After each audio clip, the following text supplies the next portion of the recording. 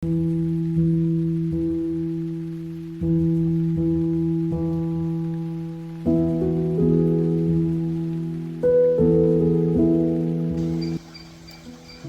friends. Welcome you to another very special and very short episode of Mike's Choice 1.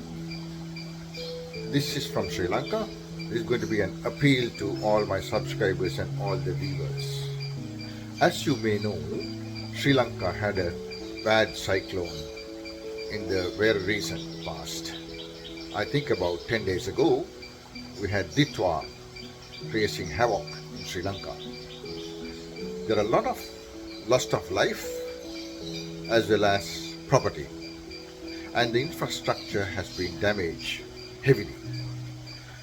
Of course, there's a lot of people, a lot of parties rallying together to build the people's lives. They're providing food because still, as we speak, there are people in camps as they cannot go to their places. Some homes are washed off, not only the homes, personal belongings, even the railroads and roads are completely washed off. So if you are a person who has traveled to Sri Lanka, you may know a place called Nuwara Eliya and Alla.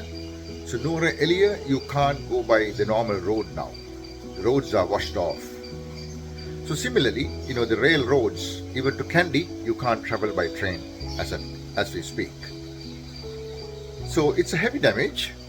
So the government needs support, and I know that Australian government has granted few $1 million for the funds, and let us rally up and support.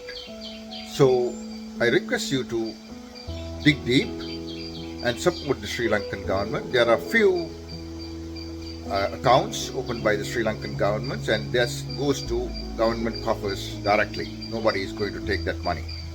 Or else you can also contact the Sir John Putalawala Defence University Alumni Association Australian chapter, who will help you to do the same thing.